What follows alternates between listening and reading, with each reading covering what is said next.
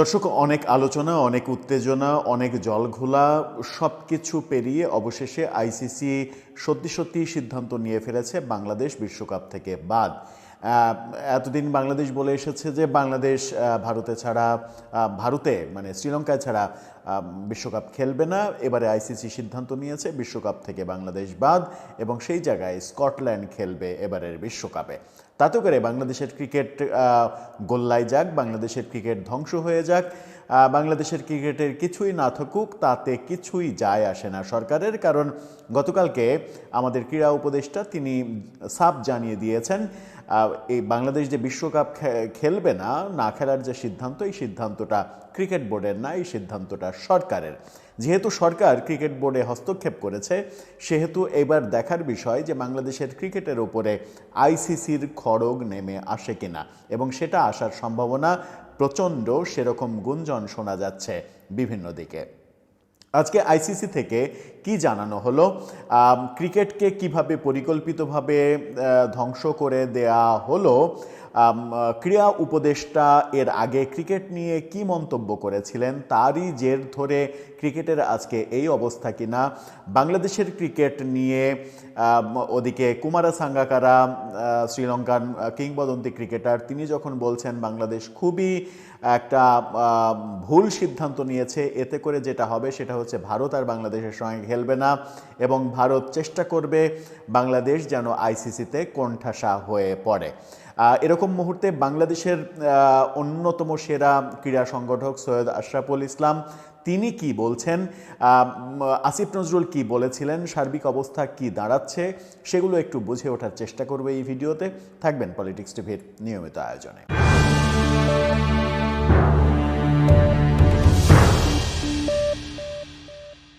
দর্শক, বলছিলাম ICC T20 বিশ্বকাপে বাংলাদেশ বাদ পড়ে গেল। স্কটল্যান্ড খেলছে পরবর্তী আসরে, যে আসরটা 7 তারিখ থেকে শুরু হচ্ছে। এদিকে আইসিসি থেকে জানানো হয়েছে, আইসিসির প্রধান নির্বাহী সিইও সঞ্জোগ গুপ্তা আইসিসি বোর্ডের কাছে পাঠানো এক চিঠিতে এই যে বাংলাদেশকে বাদ দেয়া এবং স্কটল্যান্ডকে নেয়া, এই ব্যাপারটা নিশ্চিত করেছেন। বোর্ডের সব সদস্যদের কাছে পাঠানো ওই চিঠিতে উল্লেখ করা হয়েছে, বাংলাদেশ ক্রিকেট বোর্ডের দাবি এবং অবস্থান আইসিসির নীতির সঙ্গে সামঞ্জস্যপূর্ণ নয়।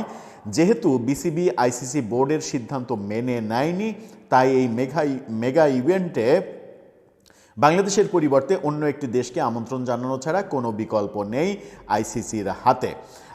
এই সিদ্ধান্ত জানানো হয়েছে। এখন সি গ্রুপে স্কটল্যান্ড বাংলাদেশের জায়গায় খেলবে। স্কটল্যান্ডের ক্রিকেটের জন্য এটা একটা বড় খবর।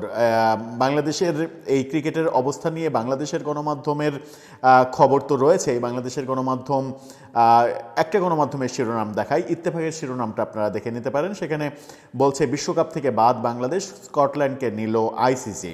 বাংলাদেশের গণমাধ্যম যখন এটা বলছে তখন একটু আমরা বিশ্ব গণমাধ্যমের দিকে তাকাই। বিশ্ব গণমাধ্যমে দুইটা খবর আপনাদেরকে, দুইটা গণমাধ্যমের শিরোনাম দেখাই। একটাতে বলছে আইসিসি ইজেক্টস বাংলাদেশ ফ্রম টি20 world cup 2026, Scotland named replacement, এটা বলছে। আরেকটি খবরে আন্তর্জাতিক আরেকটা গণমাধ্যমে বলছে বাংলাদেশ আউট অফ টি20 world cup 2026, Scotland named replacement.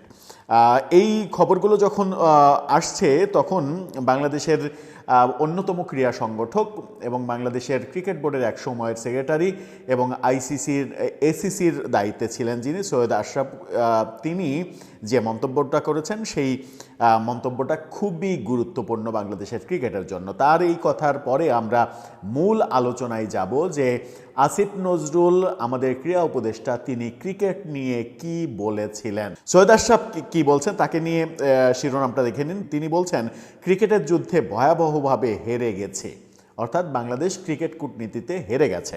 তিনি বলছেন ভারতের মাটিতে টি20 বিশ্বকাপে বাংলাদেশের অংশগ্রহণ ঘিরে সংকট ও অন্যান্য প্রেক্ষাপটে বাংলাদেশ ক্রিকেট বোর্ডের বর্তমান অবস্থান ও সিদ্ধান্তের কড়া সমালোচনা করে তিনি বলেছেন যে তার মতে আমরা হয়তো রাজনৈতিক লড়াইয়ে জিতেছি, কিন্তু ক্রিকেট যুদ্ধে ভয়াবহভাবে হেরে গেছি। ক্রিকেট বিষয়ক ওয়েবসাইট ক্রিকবাজকে দেওয়া একান্ত সাক্ষাৎকারে অভিজ্ঞ এই ক্রীড়া প্রশাসক যিনি একসময় এসিসির দায়িত্বে ছিলেন, এশিয়ান ক্রিকেট কাউন্সিলের সাবেক প্রধান নির্বাহী কর্মকর্তা ছিলেন, তিনি সিইও ছিলেন।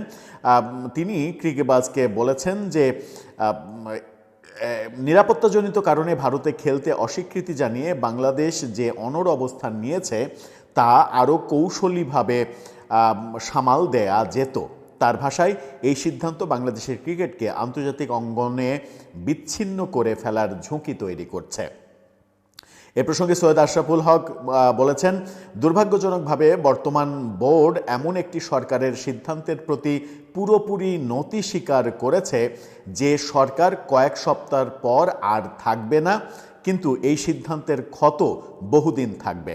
আন্তর্জাতিক ক্রিকেট মহলে বাংলাদেশকে এখন সম্ভাব্য ঝামেলাপূর্ণ দেশ হিসেবে দেখা হবে যদি খেলোয়াড়রা নিরাপত্তাহীন মনে করত তারা নিজেরা না যাওয়ার সিদ্ধান্ত নিত, কিন্তু এখানে সরকার ও বোর্ড মিলে খেলোয়াড়দের বিশ্বকাপ খেলার আজীবনের স্বপ্ন কেড়ে নিয়েছে।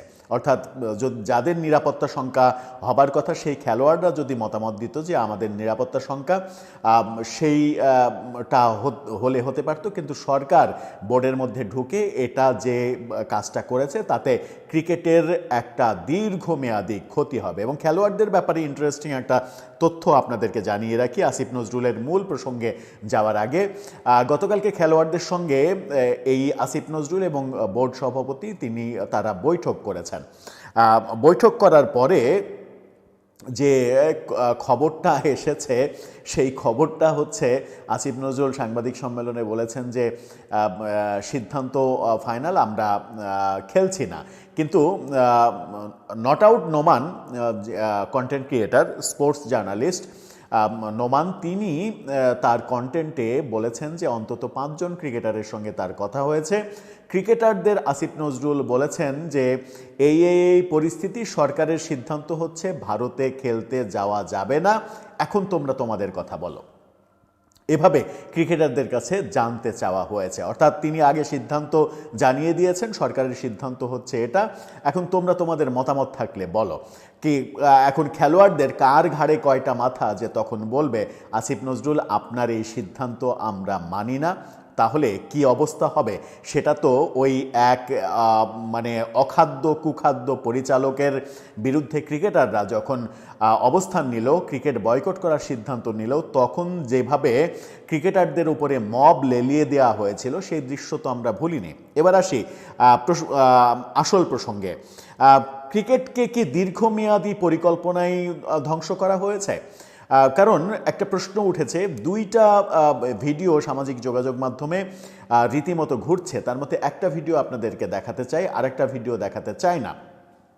একটা ভিডিও যেটা গতকালকের, আসিফ নজরুল তিনি বলছেন যে ইন্ডিয়ার ক্রিকেট বোর্ড কিংবা ইন্ডিয়ার সরকার আমাদেরকে এমনকি একটা ফোন করে একটা অনুরোধও করলো না, আমাদেরকে কনভিন্স করার চেষ্টা করলো না যে যা হয়েছে হয়েছে, মোস্তাফিজকে ইস্যু করে তার জন্য আমরা সরি, আপনারা খেলতে আসেন, এরকম বললেও তো আমরা ব্যাপারটা ভেবে দেখতাম। অর্থাৎ মানে পুরোটাই ক্রিকেট ধ্বংসের জন্য পুরোটাই যে ইগো ব্যবহার করা হয়েছে সেটা তিনি পরিষ্কার করেছেন, নিজের মধ্যে আর রাখতে পারেননি, পরিষ্কার করে বলে দিয়েছেন। তার মানে হচ্ছে যে ইন্ডিয়ান ক্রিকেট বোর্ড কিংবা ইন্ডিয়ার সরকার কিংবা আইসিসি এই বাংলাদেশের এই ক্রীড়া উপদেষ্টাকে এসে অনুরোধ করবে, অনুনয় বিনয় করবে, তারপরে তিনি তার সিদ্ধান্ত পাল্টাবেন। কিন্তু তিনি ক্রিকেটের স্বার্থে সিদ্ধান্ত, ক্রিকেটের স্বার্থের পক্ষে যাচ্ছে নাকি বিপক্ষে যাচ্ছে সেটা তিনি ভাববেন না। কেন? বেশ কিছুদিন আগে একটা মানে সৌজন্যমূলক ফুটবল ম্যাচ খেলেছিলেন। সেই ফুটবল ম্যাচ সাবেক উপদেষ্টা আসিফ মাহমুদ সজীব ভুঁইয়ার আয়োজনে, তখন যুব এবং ক্রীড়া উপদেষ্টা ছিলেন আসিফ মাহমুদ সজীব ভুঁইয়া। সেই ফুটবল ম্যাচ তিনি খেলেছিলেন এবং সেখানে সাংবাদিকদের কি বলেছিলেন একটু শুনে আসুন।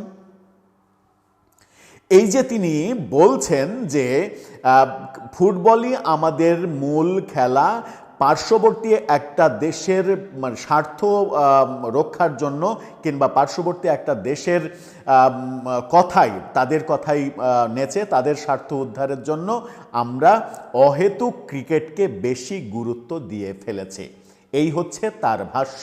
যে ব্যক্তির ভাষ্য এটা হতে পারে সেই ব্যক্তি ক্রিকেটের স্বার্থের কথা যে ভাববেন না, এটা তো দিনের আলোর মতো পরিষ্কার। অথচ গতকালকে দেখলাম বিপিএলের ফাইনালে তারা যারা কিনা এই ক্রিকেট ধ্বংসের জন্য অনেক মন্তব্য করে অনেক কিছু করেছেন, সেই 3 আসিফের 2 আসিফ সাথে সেই বিতর্কিত পরিচালক, তারা সবাই বিপিএলে গিয়ে লাফালাফি করেছেন। বেশ লাফালাফি হাসাহাসি তাদের আমরা দেখেছি। এদিকে প্রথম আলো গতকালকে একটা প্রতিবেদন তৈরি করেছে যে বাংলাদেশ যদি বিশ্বকাপে না খেলে তাহলে কি কি ক্ষতি হবে।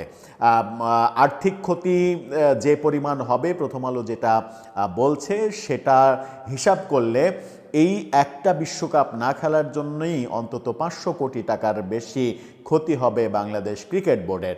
অথচ মানে গোমূর্খ একজন পরিচালক তিনি বলেছিলেন যে বিশ্বকাপ খেললে ক্রিকেট বোর্ডের কোনো ক্ষতি হবে না, খেলোয়াড়রা ওই ম্যাচ ফিটি পায়, ওগুলো পাবে না, শুধুমাত্র খেলোয়াড়দেরই ক্ষতি হবে। এই ধরনের ক্রিকেট বোদ্ধাদের নিয়ে বর্তমানে বাংলাদেশের ক্রিকেট চলছে।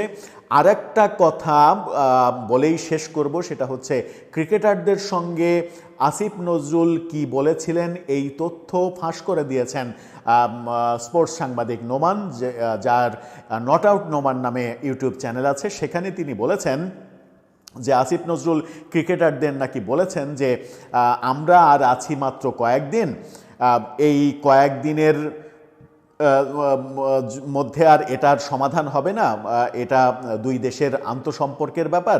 নতুন সরকার কয়েকদিন পরেই নতুন সরকার আসছে, নতুন সরকার আসলে সব আবার ঠিকঠাক করে নেবে, সম্পর্ক আবার রিবিল্ড করে নেবে, ক্রিকেটের কোনো ক্ষতি হবে না।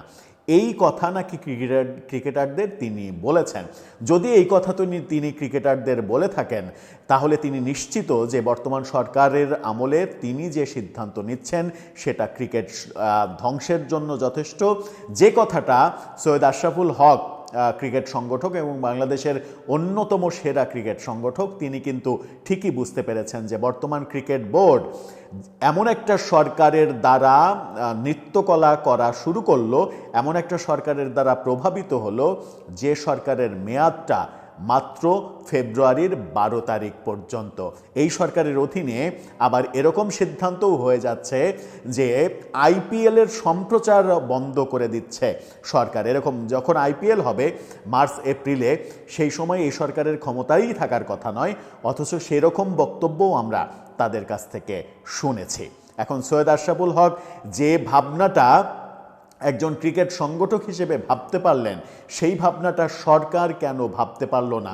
সরকার কেন মনে করছে যে তাদের সময়ে এই জোড়া লাগানোটা সম্ভব নয়, তাদের সময়ে ভারত বিদ্বেষী এই রাজনীতিটা, এই জনপ্রিয় রাজনীতিটা তাদের করে যেতেই হবে, কারণ তাদের জনপ্রিয় হতে হবে, পরবর্তী সরকার এসে এগুলো ঠিকঠাক করবে।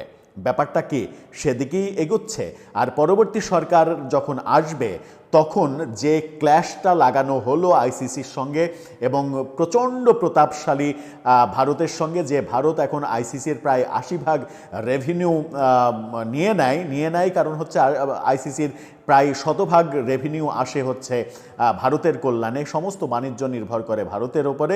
সেই কারণে সেই প্রভাবশালী ভারতের সঙ্গে ভারতীয় ক্রিকেট বোর্ড, ভারতীয় ক্রিকেট বোর্ডের সঙ্গে ক্ল্যাশে গিয়ে আমরা আমাদের ক্রিকেটকে দীর্ঘমেয়াদী একটা ক্ষতির সম্মুখীন করে ফেললাম নাকি? দর্শক, আপনার মতামত জানিয়ে লিখতে পারেন আমাদের কমেন্ট বক্সে।